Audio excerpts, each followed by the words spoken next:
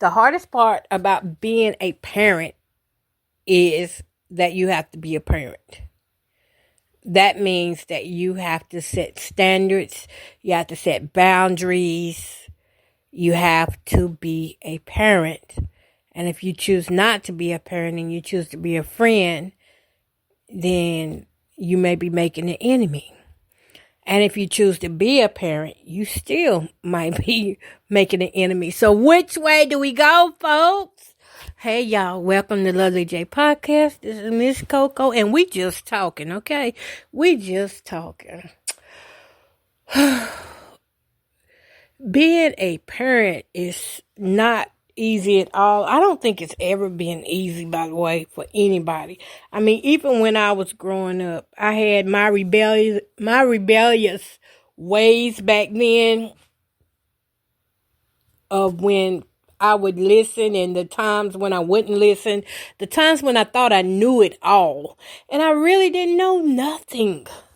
I still think about that a lot, how smart I thought I was being to my parents and was trying to show off to them that, hey, look what I learned. I know this and you don't. Well, turns out that it doesn't matter what you know. It's certain things that God gives a parent that ain't no textbook gonna teach you. Or I know ain't a good word to say, but a textbook will not teach you intuition.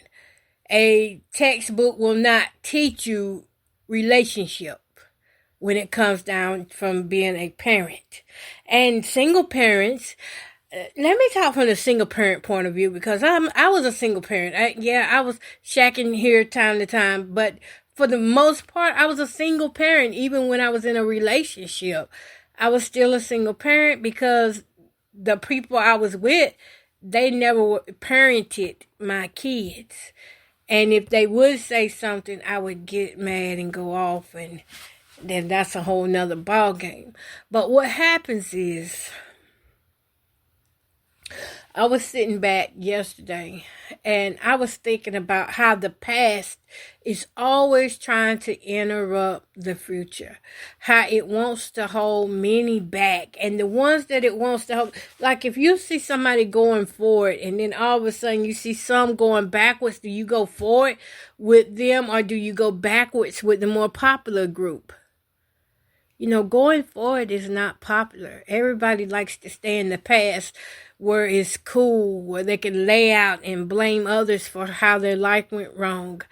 People like to stay in the past because it's no work. You don't have to work for being sane. You can just lay back and stay the same person. And there's certainly no growth. So, of course, you're going to like laying in the past because you can sit back and just reminisce on what was or what wasn't and then decide who to blame for it. Well, I tried that in my 30s and how'd that work for me? That did not work good for me at all because when I turned 30 years old, I realized, hey, this thing called life is real now. You've made it past 25. You're no longer a teenager. Well, first of all, we want to make it through our teenage years, and then we want our 20s to be our best years. And then once you come out of those 20s, you start feeling something in the joints. You start having pains, headaches, and all of a sudden you don't realize that these changes are happening to you because you wasn't paying attention, or, you know, we're not really supposed to pay attention, I don't think, when we're in our 20s. We need a little bit of craziness to straighten us out. So, you know, a little bit of craziness is going to help us straighten out as we age. But when I hit my 30s, I realized, dang, life is hard. I'm tired of paying bills already. By the time I hit my 30s, you know, I had already been paying bills for 15 years. That's all I knew was paying bills. I would take trips and things with my kids, but to be honest, it still resorted back to paying bills. You got to skip a bill, you got to pay a bill. Skip a bill, pay a bill. That's how it was. And so a lot of the things that I wanted to do, I did do. But I did also suffer the consequences for it.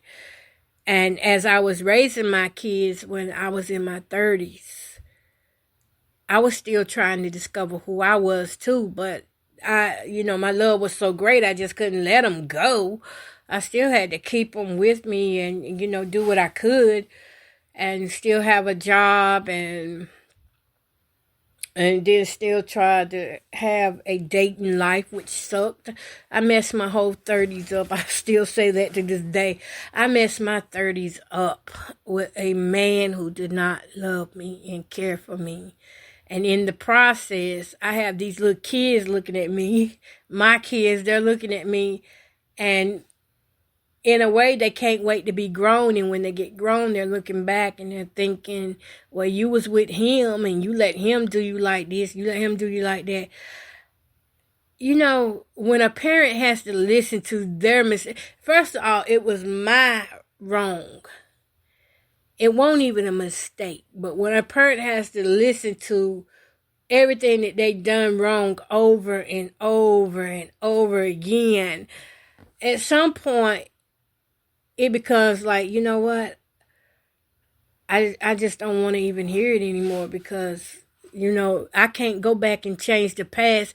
I can't change who I dated back then. Don't make me feel bad about who I dated back then. I'm pretty sure you can think of some things that you doing now that's not pleasing, that's not good. And yeah, I would want to get mad about it. But really, it all boils down to this. You can't live a person's life for them. You can't make people make choices that they aren't ready to make or face. They have to come to that point where they say, hey, enough is enough. I've had enough of this crazy life. I want some peace. And if they want peace bad enough, then they'll let go of the past. They'll let go of bad relationships or any relationship that doesn't offer peace. It doesn't matter if it's on the job. It could be at a church or anything.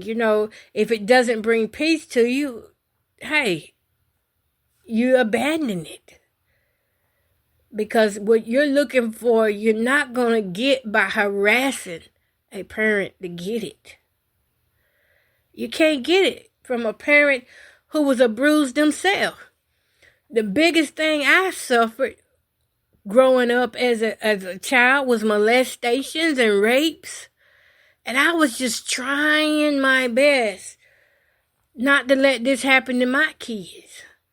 I was trying my best to keep a roof over the head even though I was young. 15 years old when I had my first child.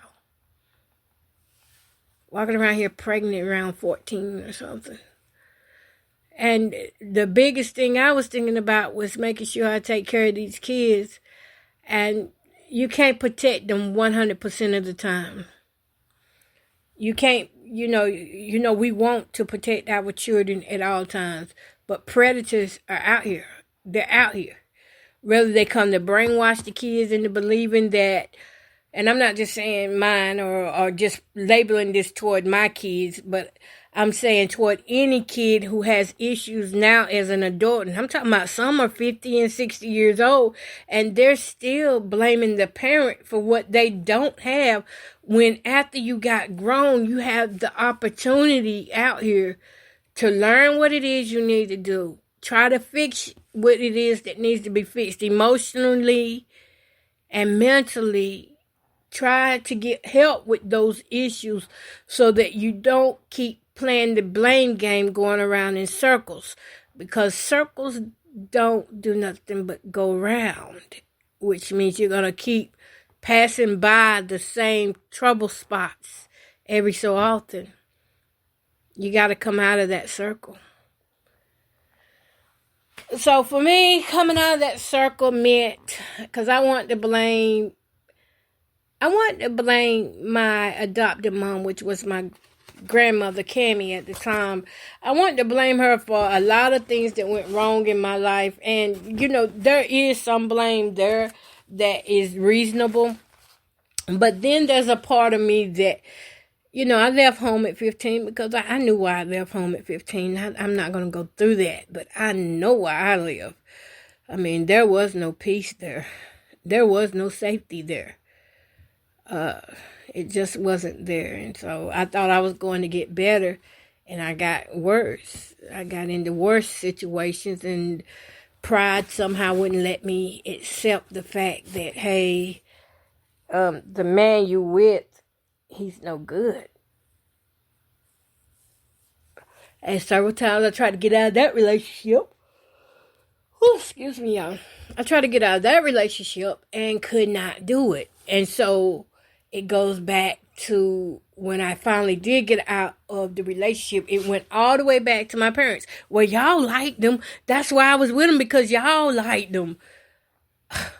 There I was again, blaming my parents for being with somebody I picked, that I chose. Blame them for him. Oh, if it wasn't because of you, I wouldn't be with him. Then got a little bit, that was in the early 20s, on up to around like 25, 26. Then got in my upper, right there at 30. Got to 30, and here I was still blaming people for my choices that I was making in life. Of course, I looked smart to everybody, because if you're sitting there and you can pay for about anything you want, people don't see the real you and the real mistake that, well, it's not mistakes. They don't see the real trouble that you are in mentally and emotionally. That's why we need people to be honest with us in a way that does not, because when somebody really loves you and cares for you and they're honest with you, they don't try to keep telling you things to break you down. They try to motivate you so you go for it. But from my experience, every time I tried to go forward, it was never outsiders that was bringing me down. It was the insiders. It was family. I mean, there is just no winning with this family. And that's why I just gave up on it. I mean, I just stepped back. Yeah, y'all want to do what you want to do what you want to do. Well, I didn't give up on it. I gave it to God. I surrendered my all in that, and I gave it to him, and I let everybody be who they wanted to be. Because before, I used to try to be like, hey, no, that's not a good idea. Y'all not do that. Oh, you better not deal with him because I know he a crook. Or you better not go with her because, she'll switch up on you in a heartbeat. I'm not giving out that kind of advice anymore. I'm not doing it. I'm the one now. I'm the one that's laid back. I'm that parent that's laid back now. If you want to deal with them, go ahead. You need to learn your consequences. I'm not going to do it. But I do know this: evil plus evil equals evil, and nothing good is going to come out of a situation that's done like that. I mean, eventually, you just have to let everybody grow up. And when I finally released everybody and let everybody grow up, I mean, it seemed like it became a problem too. So I'm just one big problem for everybody. So what I did, I took myself out of the equation. Am I doing perfect? Am I doing fine? No. I'm way better than what I was. The pressures are not there like it used to be, because now I listen at you tell your story all day long, but I also got a wall up, a wall of security for my heart, for my emotions. I'm not going to let you talk me into making me seem like I'm some bad person when I know I'm not. That's why you got to know who you are. How can I be a bad person if I'm not even around anybody? Maybe I'm bad for not being around people, but I don't like being around people who are just selfish in a way. And even though my isolation seems selfish, it's really not, because of the things that I'm encountering and I'm going through right now. I had to learn how to behave all over again. And that's not right. I had to learn my behavior all over again because people felt like they could keep coming in my house, moving my things around, stealing from me, doing a number of things. I'm not going to say everything, but it's like childish pranks. It's like someone who plays a prank on you every minute, and they've got everybody watching you, and everybody's in on the prank and the joke except you. You're the only one that's like, what just happened? So I had to learn how to behave again just in case if that comes up. But I never would have thought that my family and children would join into things like that, that try to gaslight me and doubt myself. And I'm looking on the cameras, and I see that it's this little camera that you only know about if you know about. That's the only way you know. If you know about it, you know. Other than that, you don't know. But when you see people show up on your camera and you know who they are, but you got family members telling you, no, that's not her. No, that's not him. What would you do? I can continue being a parent, and at the same time, I'm going to set my boundaries. I don't put nothing past nobody now. And that's just a real thing. I mean, I've grown, and I've learned that I've learned how people really feel about me. They never. I wish that I wish I could show some things, but I can't. But far as parenting goes, I don't care what my kids think about me anymore. I was an addict when I was an addict. I was doing the best I could with what I had and what I knew to parent with. It's too late now to come telling me about what I should have done, who I shouldn't have been with, and all that bull. That's too late. As a parent, I was the adult. I was the grown person. Why you trying to tell who a person should be with, and then you grow up and don't make no better choices? I mean, really? I mean, you can't be trying to hurt your parents for things. That's called life. I was supposed to be life, and that's what I did. That's life when you learn that you made a bad choice. And I ain't even calling it a mistake, because those are choices. That's life when you can look back and say, I made a bad choice. But if I look back and say, oh, that man was good to me, then I would be lying to myself and lying to everybody else.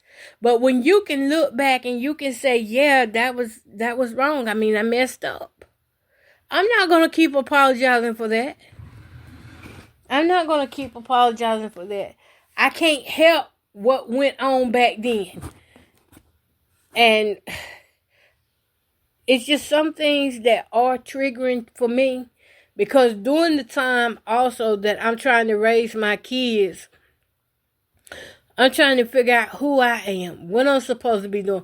I get up under older people who I think at the time I thought they knew more than me. Them older people were sabotaging me. I'm so afraid to tell people to go listen to older people nowadays, because I know it's got to be the right ones. You got to be up under the right ones. And the right ones were usually the ones who I only got to see once in a while. But the ones who I got to see all the time, they were not the right ones. But the ones I saw once in a while, they would tell me, oh, you ought to leave him. Oh, you too nice to be with him. Or, you got your kids to think about. You need to go home and be with your kids. Don't even worry about him, because he did his last woman like that. You need some women and men in your life who would tell you that. I had one guy even told me, girl, you still fighting over him? Many times he cheated on you. Girl, if you don't go get you a motel room, lay in that room, take you a nice shower, a nice hot shower, put your little essential oils and your music on, and just lay there and let this go. Let this obsession with that man go and come back out a new woman. I mean, this man told me that, and I thought to myself, how does he know that? How does he know that's what a woman needs? Well, you know how he knew, because his wife was going through the same thing with him, and that's what she did to him to get over him. She went and got herself a room. She cleaned herself up best as she could, dried her tears, let out her cries and her hollers while she was in that room. And when she came back out of that room, she was a brand new woman. She didn't look back at him, didn't look back for him or nothing. she was a brand new woman. And I did that. I had my little old green van. I drove it to the hotel and booked me a room and went in there, and I had this pair of green earrings on. They used to be my favorite. Y'all know I love hoop earrings, or I love anything that's like a BOGO style or, big and things. I like earrings like that. I mean, that's just me. But these earrings were like peacocks. They look like peacocks. You know how a peacock's tail is? That's what it was. It was kind of like a round peacock earring, and it had the pretty little blues, greens, and whites and yellows in it. And I got in that hotel room with that earring. I took that earring out of my ear, and I just looked at them, and I said, wow, look at all the beautiful colors that this earring has, that this peacock has. This peacock has all these beautiful colors. And then when I looked down a little bit, it was a scar. And I said, but I don't know if it was a female or male, but the artist who drew it, it had a scar. It had a flaw. It had a flaw in the earring, but it still was beautiful. And that helped me to see that even though I was flawed as a parent, I spent most of my time working, and I was more focused on making the money and keeping a roof over our head instead of I can't say I didn't have. I had lots of quality time with my kids, but maybe I just didn't know how to talk to them like the way I want to, because I did a lot of yelling. I mean, I was loud. I was real loud.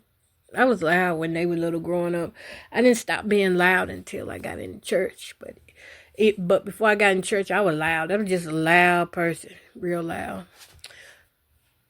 But that flaw that us parents have, and some mistakes and some decisions that we have made, if you are an adult and you still have problems with that, that means that you need some love and care. You need love and care in that area that is hurt, but also you need to grow some emotionally, because that's where the hurt is. You want to stay there where Satan, I'm going to tell you now, the devil will keep you playing the blame game over and over. And the longer you stay there sitting in that trauma, you're not going to grow, and you're not going to see how beautiful you are too. Even though you may be flawed and you may have made your share of mistakes as a parent or not, you may have just made your mistakes with yourself or made bad decisions concerning yourself. But if you don't move forward, you're not going to know how good it feels to get out of being in the comfort zone. It feels good to be uncomfortable. Once you realize the growth and everything that you've learned from it. I've learned so much in these last 3 years that I have been documenting these people that's doing these things to me. I have learned so much about me and about them. Excuse me. I did not mean to clear my nose like that, but it's allergy season, y'all know. But I've learned so much about them and me. And one of the things I learned is that they do love to use your family against you, your children. They love to use your children against you. There are programs out here where they will program in your children's head that you are the problem, that you have always been the problem. They have figured out a way to, I want to say hypnosis, but it's not hypnosis. What it is that I have found is that if you are asleep and somebody constantly whispers in your ear or plays music over your ear, your subconscious mind is recording what they are saying to you, and you may not remember it right then. But then like 2 weeks later or 3 weeks later, you remember, oh, that's what that was. Well, you won't remember that's what they did. All you'll know is that you want to watch a TV show that you haven't watched in a long time, or you're all of a sudden angry about an incident that happened years ago. Now, this is called, I don't know what they call it, but I know it comes from the subconscious mind. I haven't studied it in mental health yet, but what I can say is that while you're sleeping, anytime you are part of these government programs that come in to, they need people who they can experiment on. And they experiment on the most vulnerable people, like me and others that are like me. And I would say poor communities. We see crime. This is why the crime rate. Now, I'm still talking on parenting, but I'm trying to let you see how being in a poor environment induces experiments on the mind, control of the mind. And that's what these guys do. They learn all about you. They come into your household when you sleep, when you up. When I first started going through what I went through in 2020, it started in 2019, but then 2020 came, and all of a sudden, out of all these years, here I was angry with my mother. Angry. I mean, so upset with her, and she was so upset with me. And really, there was no reason for neither one of us to be upset with each other. And now, how I know it was playing like that? Because now I can sit around my mother and we don't go through all that like we used to. But, she was angry with me and I was angry with her, and she kept trying to tell me that she heard voices, and I was like, what? She said the voices kept telling her what to do, and she would go and try to do what the voices told her to do, because she said the voices told her if she didn't do it, then she was going to be at fault and hurt, that she was going to get hurt. Well, Mama did get hurt. Mama's knees got messed up. Mama can't walk now all of a sudden. That's not by coincidence, because, I mean, let me stay on topic. But what I'm getting at is that force that you cannot see that's in the dark caused me and my mother to fall out with one another, when really there was no reason for us to be falling out with one another. It's those unseen things that you don't see in these communities that are driving kids away from their parents, that are and they didn't just start this stuff. You go back and you look at the CIA. This stuff been started. It been out there. Way when the CIA first got invented, that's when they came in to find out who's intelligent. How can we run these programs and figure out if our programs work? Well, go get the black poor people.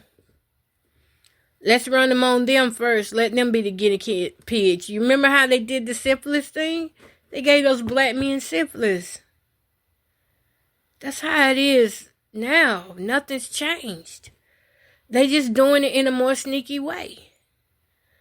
And how they do it is somebody has, you make somebody mad in office, a government office, or you make a police officer mad, then they go and put your name on this list, and everybody gets this list in the community saying you're a bad person. And then that's when you start realizing all these fallouts with people, and it's just a whole thing. And that's the goal, is to turn the parents against the children, because when they start going after your children,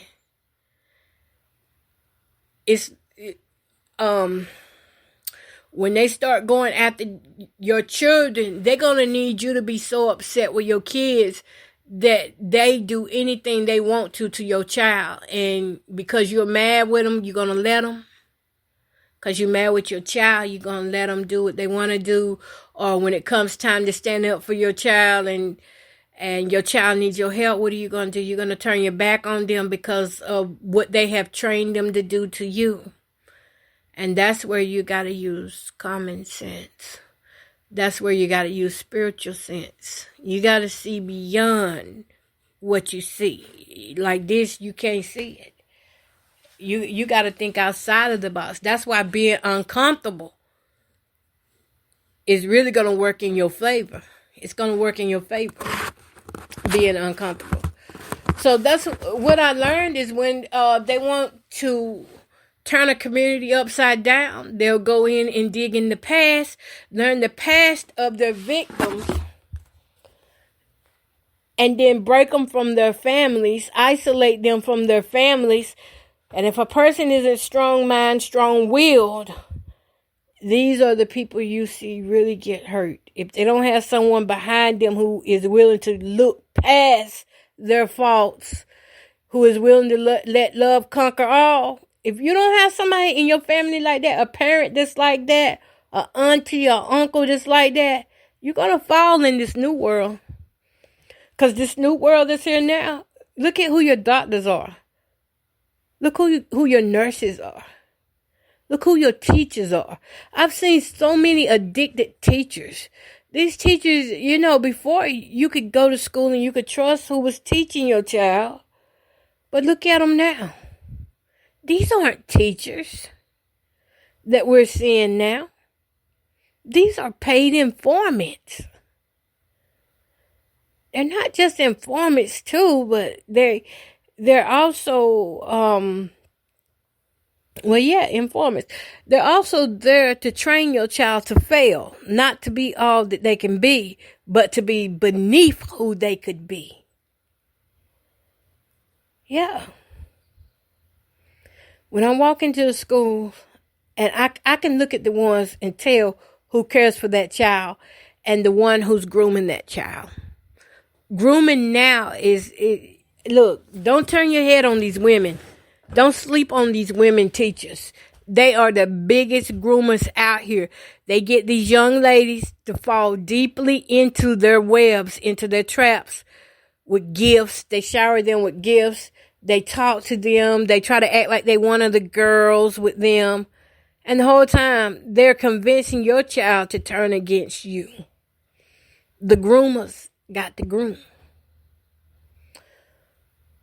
They're teaching your child that maybe 3-4 years from now, your family will be the next one to fall out with each other. Because that's how it works.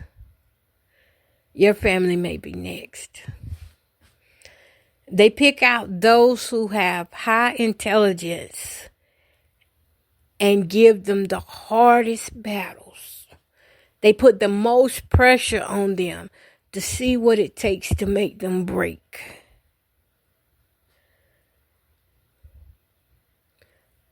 Many of these black students were academically gifted. But you know what they did? They saw who their parents was and stressed the parents out to the point where they got on drugs and alcohol till they didn't have the mindset to push their children forward. So these are the children that you see walking around town that's still smoking weed and still believing that, I don't want to just say smoking weed, but I would say these are the children that you find with some serious addictions. It could be drug addictions. It could be the herb addiction, or it could be addiction to food, like me. I got a food addiction. You'll see something's going to come up from it, but only because they need those addictions to exist in our black communities. They need families to fall out. They need to keep that child under their control so that when they grow up, they do whatever they say do, even if that means to spy on their own parents, to be an informant against their own parents. Now, I know, I heard a preacher say, y'all can shout, nobody's going to spy on you here. Kiss my butt. You're not a preacher. You're not a preacher. You're informant. And I'm going to stick by that. Let me look stupid. I'm going to stick by that because I've seen what goes on. I've seen that how these kids have been groomed into hating the truth. And you have too. Some of you have too that's listening. You've been groomed into hating the truth. And the truth is not in you if you don't have God in you. Because without God, you're just going to keep doing the same thing over and over. I mean, you think about it. If somebody really wanted to know who God is, don't you think they'd go to the places where where they would suspect God would be? Of course. But see, a person who goes to church just to keep an eye on people aren't going to do that.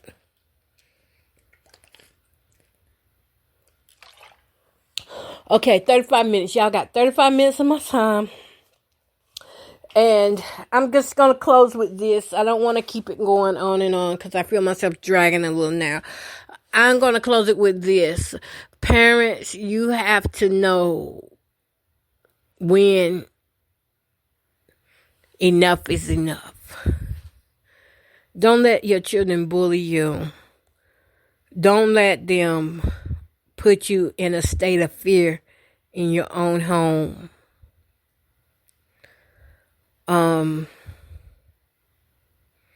If they are recruited in one of those programs I was talking about, you'll know because the conversations will feel odd and you'll know, hey, that don't even sound like my child.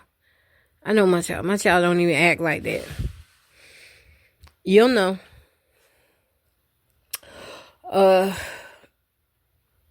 And listen to what they have to say. I mean, sometimes they may be right about some things and you may have to speak up for yourself. Well, I was a child too.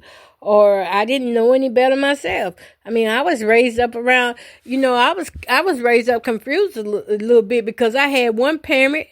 I had one set of parents who was in the church, and then I had the other set of parents who were drinking and giving kids cigarettes and beer.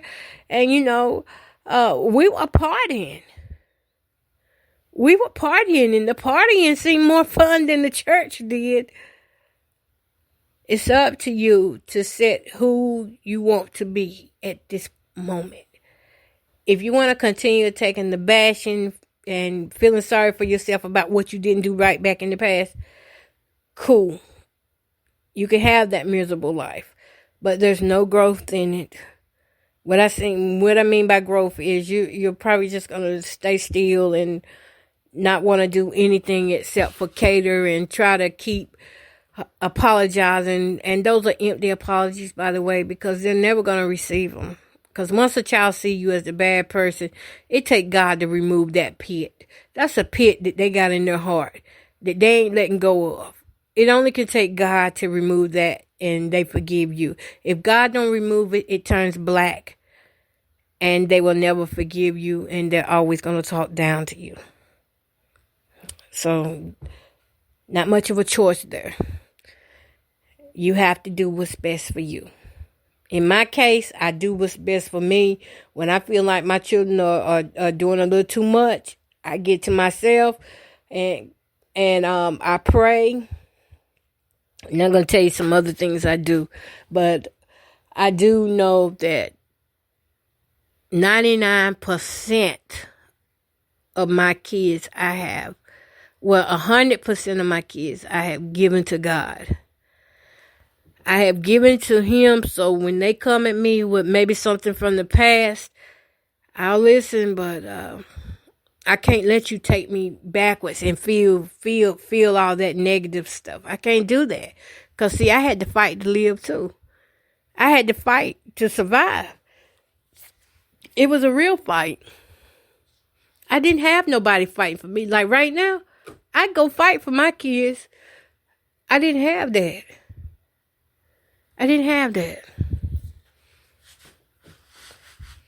My fight was me fighting against those who were attacking me. And if I lost, I just learned how to get them a different way. But yeah, let's go ahead and end this because I'll be started back up on something else. But y'all, thank you so much for listening to Lovely J podcast. And just go out there, and the best thing you can do is keep God first. And I just have to keep saying that over and over. People are gonna pick at you for keeping God first, but that's where it's at. That's where the real promises are made, and that's where the real promises are kept. Ta-ta! Till next time.